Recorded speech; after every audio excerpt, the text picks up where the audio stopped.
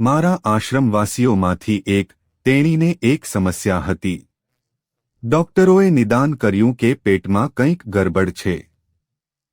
જ્યારે તે આશીર્વાદ લેવા મારી પાસે આવી ત્યારે ખરેખર તેની પાછળ મેં રાહુને આવતો જોયો.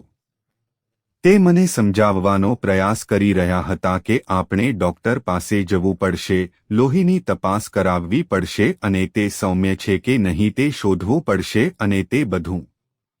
મેં ફક્ત જોયું અને કહ્યું, કંઈ નહીં, કોઈ સમસ્યા નહીં થાય. જાઓ અને જે પણ પરીક્ષણ અથવા કંઈ પણ કરવાની જરૂર હોય તે કરો. તે ફક્ત સૌમ્ય હશે અને તે સાજા થઈ જશે, સ્પષ્ટ થઈ જશે. હું ધ્યાન રાખીશ, ચિંતા કરશો નહીં. જે ક્ષણે મેં શબ્દ ઉચ્ચાર્યો, સદભાગ્યે તેની પાસે એક વસ્તુ હતી, મારી સાથે પ્રમાણિકતા. સંબંધ, જાણે તીર હોય તેમ, તેણે જોડ્યું અને રાહુ ભાગી ગયો. તે ફક્ત અદૃશ્ય થઈ ગયો. હવે મને ફક્ત એટલું જ ખબર છે, જે ડોક્ટરોએ કહ્યું હતું કે ગાંઠ છે, આજે કે કાલે તેઓ કહેશે, શું થયું? ગાંઠ નથી, કંઈ નથી. તમે ઠીક છો, તમે બરાબર છો. તમને કોણે કહ્યું હતું કે ગાંઠ હતી?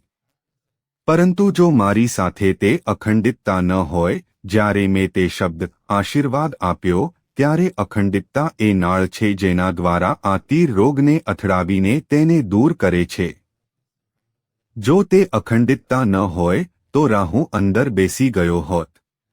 વધુ અપડેટ્સ માટે સોશિયલ મીડિયા પર અમને સબસ્ક્રાઇબ કરો અને અનુસરો. આઉટસિયેડિસો ઇન્ટરનેશનલ.